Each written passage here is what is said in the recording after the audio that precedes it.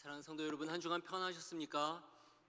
지난 주간 우리는 하나님을 즐거워하는 신앙에 대해서 같이 말씀을 나누었는데요. 그 하나님을 즐거워하는 기쁨이 한 주간 여러분의 삶을 지탱하는 힘이 되셨기를 바랍니다. 오늘은 우리가 소망하는 참된 신앙 두 번째로 우리의 신앙의 핵심이자 중심인 십자가를 나누고자 합니다.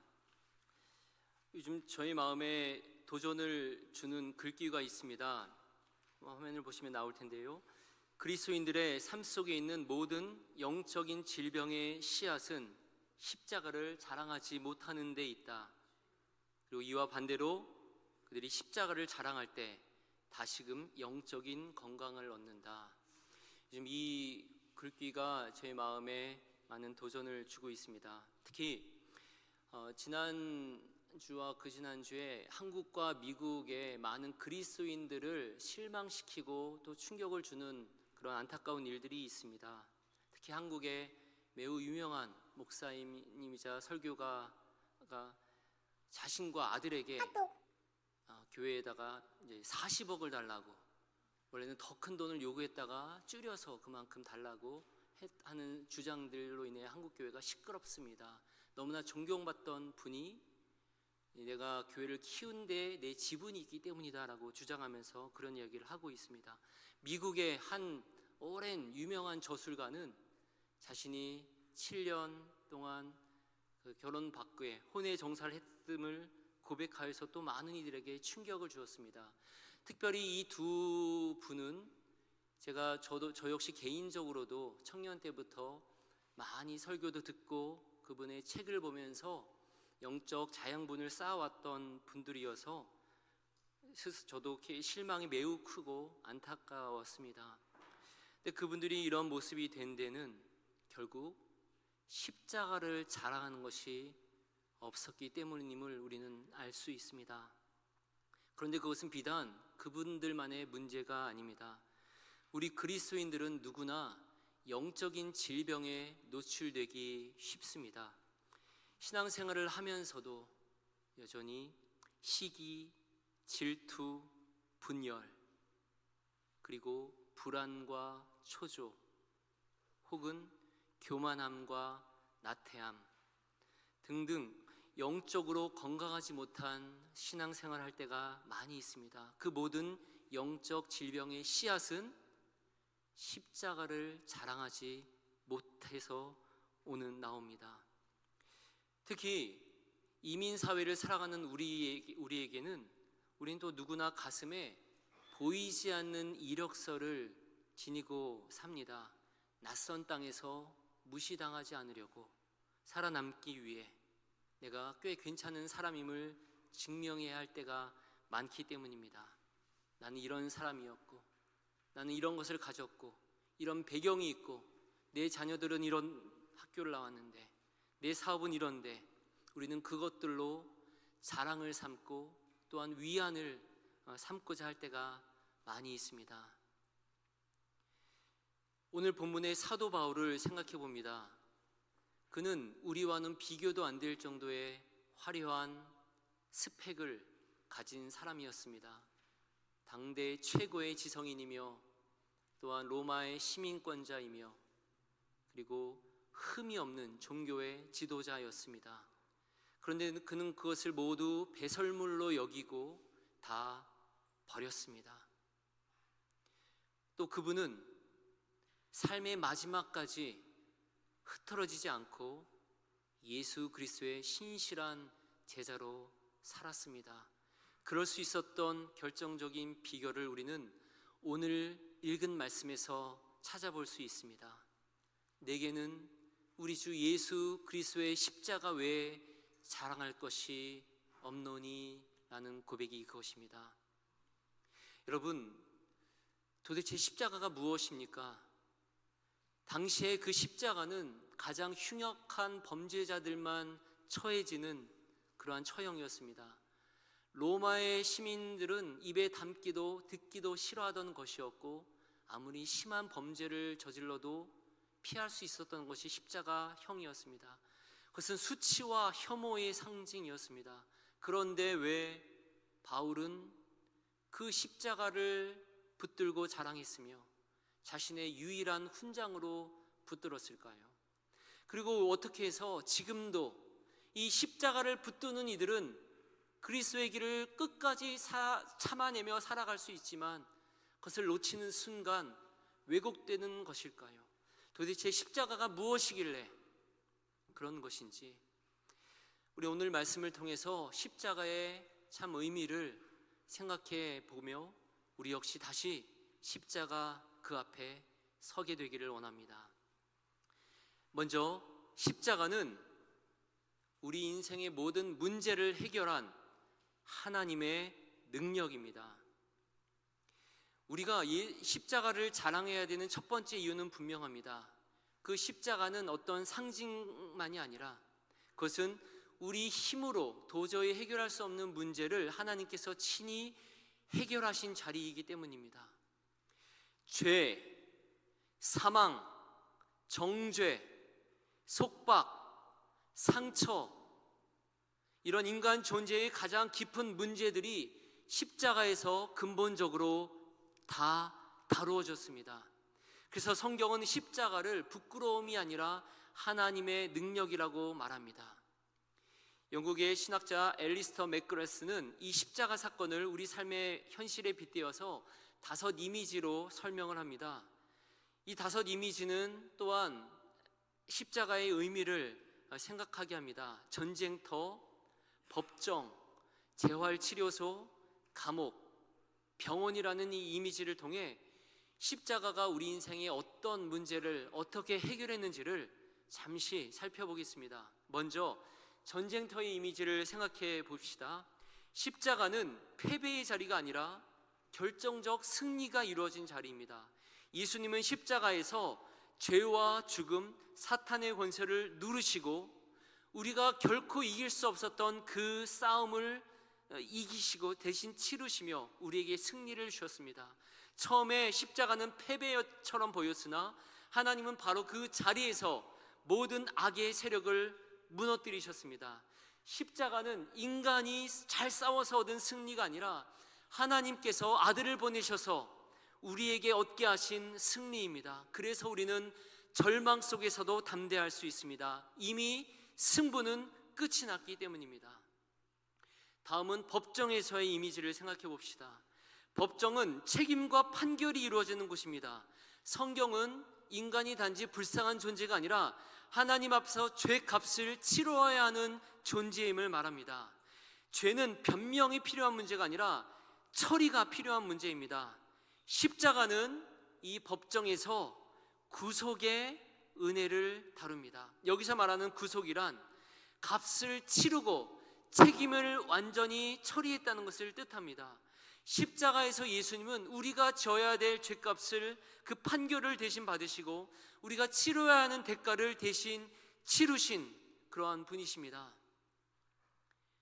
그래서 우리는 이 십자가에서 우리가 무죄이기 때문이 아니라 예수께서 이미 값을 치르셨기 때문에 자유롭게 되었다고 고백합니다. 이것이 구속이며 그래서 십자가는 하나님의 능력인 것입니다. 셋째로 재활치료소의 이미지를 생각해 봅니다. 이 재활치료소라는 곳은 죄를 묻는 것도 아니라 또 병을 진단하는 것도 아닙니다. 이곳은 이미 용서받은 이가 다시 살아가는 법을 배우는 공간입니다. 십자가에서 우리는 이미 용서받았지만 그 용서는 이미 아무것도 없다는 것이 아니라 회복되어야 되는 과정임을 보여줍니다. 재활치료소에서의 이미지가 바로 그것입니다. 용서는 관계가 이미 회복되었다는 선언이며 이제 그 회복된 관계, 하나님과의 화목한 관계로 합당하게 살아가도록 그렇게 하나씩 배워가는 하나님의 은혜입니다. 십자가는 우리를 무죄로 선언하진 않지만 이제 그것이 끝났다고 말하며 우리에게 새로운 삶을 배우도록 이끌어 주시는 하나님의 능력이 됩니다. 넷째로 감옥에서의 이미지입니다. 감옥은 스스로 빠져나올 수 없는 속박의 공간입니다. 성경은 우리 인간이 죄뿐 아니라 두려움과 여러 중독과 죽음의 공포에 갇혀 살아가는 존재임을 밝힙니다. 그러나 십자가는 그 감옥에서의 해방을 말해줍니다. 예수님께서 대신 지심으로, 대신 갇히심으로 우리를 풀어주셨습니다. 이미 풀려났다고 선언하고 있습니다. 십자가는 그래서 우리에게 주는 해방이며 자유의 하나님의 능력입니다. 마지막으로 병원에서의 이미지를 생각해 봅니다. 병원은 책임을 묻는 것이 아니라 그 상태를 회복시키는 곳입니다. 죄는 법적인 문제로 다가오기도 하지만 또 동시에 인간을 깊이 병들게 하는 힘이 됩니다. 우리를 상처, 그리고 왜곡된 욕망과 반복되는 실패는 단지 의지만이 아닌 우리의 치료를 필요로 합니다. 십자가는 바로 그 치유를 말합니다. 예수님의 상처는 우리의 상처를 낫게 하기 위함이었습니다. 십자가는 죄인을 정죄하는 자리가 아니라 상처 입은 존재를 구원한 하나님의 능력입니다. 여러분, 이처럼 십자가는 한 가지 문제만을 해결한 것이 아닙니다. 전쟁터에서는 승리를, 법정에서는 구속을, 재활치료소에서는 용서를, 감옥에서는 해방을, 병원에서는 치유를 이루셨습니다. 그러므로 십자가는 우리 인생의 모든 문제를 해결한 하나님의 능력이 됩니다. 여러분이 가진 돈이나 학벌이나 어떤 배경이 여러분의 죄를 씻을 수 있습니까? 그것들이 여러분의 상처를 치유할 수 있습니까? 오직 십자가만이 우리를 온전하게 합니다. 그래서 우리는 우리의 배경이 아닌 나를 살리신 그 위대한 능력인 십자가에서 보여주신 그 십자가만을 자랑할 수 있는 것입니다. 십자가는 이처럼 우리를 모든 죄에서, 모든 문제에서 해결하신 하나님의 능력입니다. 둘째로, 십자가는 나를 향한 하나님의 가장 뜨거운 사랑의 증명입니다. 여러분, 십자가가 우리의 모든 문제를 해결한 하나님의 능력이라는 사실만으로도 충분히 감사합니다. 그런데 우리가 십자가를 자랑하는 이유는 거기에서 그치지 않습니다. 십자가에는 능력만이 있는 것이 아니라 하나님의 가장 깊은 본심이 거기 있습니다. 즉, 그분의 본심인 사랑이 담겨 있기 때문입니다. 우리는 십자가에서 단지 무엇이 이루어졌는가만을 보는 것이 아니라 그 십자가에서 하나님이 어떤 분이신지를 보게 됩니다. 하나님의 성품이 가장 선명하게 드러나는 곳이 십자가이며 그분의 사랑이 가장 뜨겁게 확증되고 증명된 것이 바로 십자가입니다. 오늘날 많은 성도들이 십자가를 오해합니다. 십자가는 구원 얻을 때 필요한 어떤 통과 의례인 기초 과정이고 우리는 더 높은 단계, 다른 단계를 찾을 수 있다고 생각합니다. 그러나 십자가를 떠나 더 높은 단계로 가겠다는 것, 십자가는 나에게 아무것도 아닌 너무나 기초라는 이러한 말은 결국 우리를 병들게 합니다. 왜냐하면 그것은 십자가만으로 충분하지 않다고 말하는 것이기 때문입니다. 기독교 신앙에는 십자가보다 더 높은 신앙의 단계는 없습니다. 십자가는 출발점이 아니라 절정입니다. 십자가는 하나님의 영광이 가장 찬란하게 비치는 클라이맥스이기 때문입니다. 십자가에서 우리는 하나님의 능력보다도 더 놀라운 것, 하나님의 그 깊은 사랑을 볼 수 있기 때문입니다. 그렇기 때문에 우리가 십자가를 떠나서 하나님을 생각한다든지 십자가를 떠나서 다른 것을 생각하면 하나님을 왜곡하게 됩니다. 어떤 사람은 하나님을 폭군으로 여기든지 혹은 하나님을 아주 그 무조건적인 그러한 관용, 그렇게 생각하기가 쉽습니다. 그러나 십자가를 생각해 보십시오. 하나님은 우리를 위해 자신의 아들을 죽기까지 내어주신 사랑의 아버지이십니다. 하나님은 하나님 앞에서 이 죄값은 쉬운 것이 아니어서 하나님은 그 아들의 생명을 우리에게 주신, 죽기까지 하신 사랑입니다.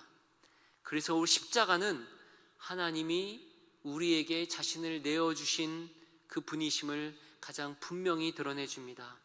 영국의 신학자 마이클 리브스는 이렇게 말합니다. 십자가에서 우리는 주님의 강렬한 사랑을 본다. 그 사랑은 너무도 맹렬하여 우리의 차가운 무관심을 깨부수며 다른 것들을 향한 우리의 갈망을 압도해 버린다. 십자가 그 사랑 앞에 설 때 우리는 더 이상 계산할 수 없습니다. 내가 얼마나 헌신했는가, 내가 얼마나 자격이 있는지라는 질문은 사라져 버립니다. 대신 이러한 고백이 나오게 됩니다. 십자가, 하나님의 사랑이 나를 덮는구나. 그 사랑이 나를 죽기까지 나를 사랑하시는구나. 자기 생명을 내어주실 만큼 나는 하나님 앞에 소중한 존재구나. 여러분, 십자가는 그 하나님의 사랑의 확성기입니다. 우리를 향한 하나님의 사랑을 가장 크게, 가장 분명하게 외치는 자리가 바로 십자가입니다. 하나님의 사랑을 보여주는 것이 십자가입니다. 따라서 우리는 이 사랑을 맛본 사람은 더 이상 세상의 원망이나 세상의 칭찬에, 세상의 인정에, 그것으로 인해 우리를 바라보지 않습니다. 세상의 평가에 흔들리지 않습니다. 왜냐하면 우리는 가장 큰 사랑을 이미 얻었음을 보기 때문입니다. 여러분, 십자가 사랑 하나로 충분한 줄 믿습니다. 그 사랑을 아는 사람은 다른 어떤 것으로도 나를 증명할 필요가 없는 것입니다. 이처럼 십자가는 우리의 모든 문제를 해결한 하나님의 능력일 뿐 아니라 나를 향한 하나님의 사랑을 가장 잘 보여주는 사랑의 증명의 자리입니다. 그래서 우리는 십자가를 자랑할 수 있습니다. 거기에 하나님의 마음이 있기 때문입니다. 마지막 세 번째로, 십자가는 두려움에 묶인 나를 담대한 사람으로 바꾸어주는 새로운 정체성입니다. 여러분, 십자가의 능력과 이 사랑을 깨달은 사람은 분명한 변화가 나타납니다. 환경이 바뀌지 않더라도 나는 누구인가라는 인식이 바뀌기 때문입니다. 세상은 우리를 세상 앞에 주눅든 사람으로 두지 않고 내가 하나님 앞에 담대하게 설 수 있도록 새로운 정체성을 줍니다.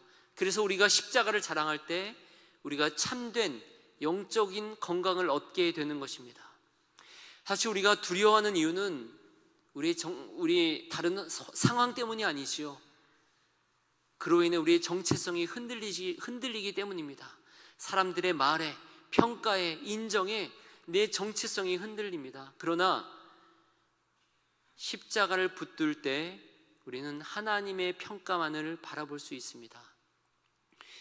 여러분 잘 아시는 마르틴 루터는 한때 그런 사람이었습니다.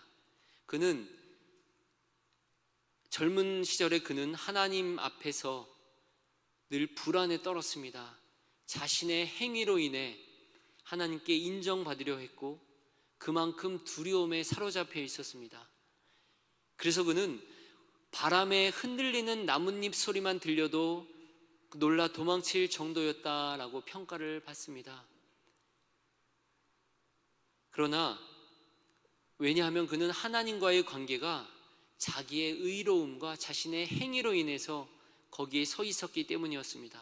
그러나 그 루터가 십자가 복음을 만나자 그가 달라졌습니다. 그렇게 소심하고 예민하던 그가 다른 사람이 되었습니다.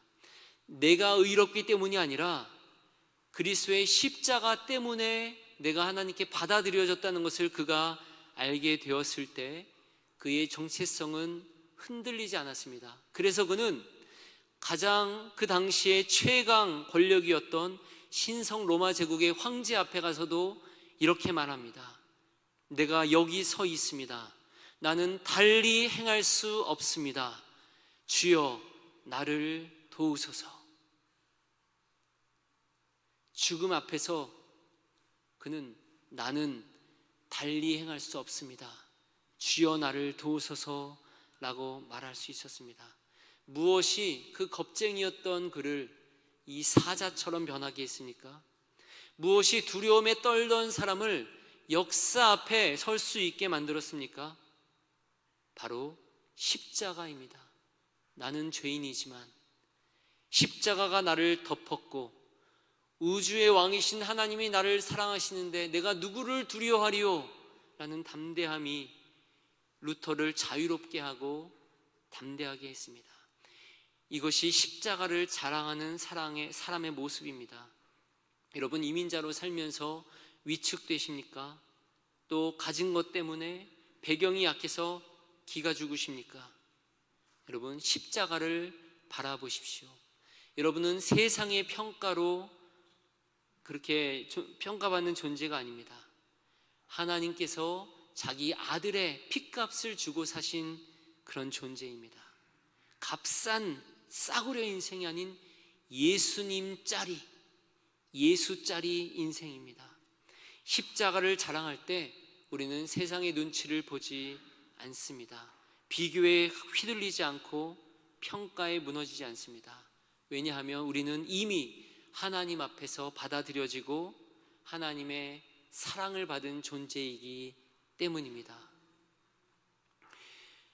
여러분, 오늘 말씀을 통해 우리는 십자가가 무엇인지 보았습니다. 십자가는 우리의 모든 문제를 해결한 하나님의 능력입니다. 그리고 십자가는 우리를 향한, 나를 향한 하나님의 사랑이 가장 선명하게, 그 뜨거운 사랑이 보여진 사랑의 증명입니다. 그리고 그 십자가는 우리를 더 이상 초라하지 않게, 불안하게 하지 않게 하는 새로운 정체성을 주는 것입니다. 그러므로 십자가를 자랑한다는 것은 더 이상 내가 가진 이력서를 붙들고 살지 않겠다는 선언입니다. 세상의 인정에, 그것에 사람들이 박수를 쳐주는지 여부로 나 자신을 증명하지 않겠다는 결단입니다. 대신 이렇게 고백하는 것이죠. 나는 부족하지만 하나님의 사랑이 나를 덮었습니다. 나는 연약하지만 하나님이 나를 사랑하십니다. 나는 이 사랑 하나로 충만합니다 라고 고백하는 것입니다.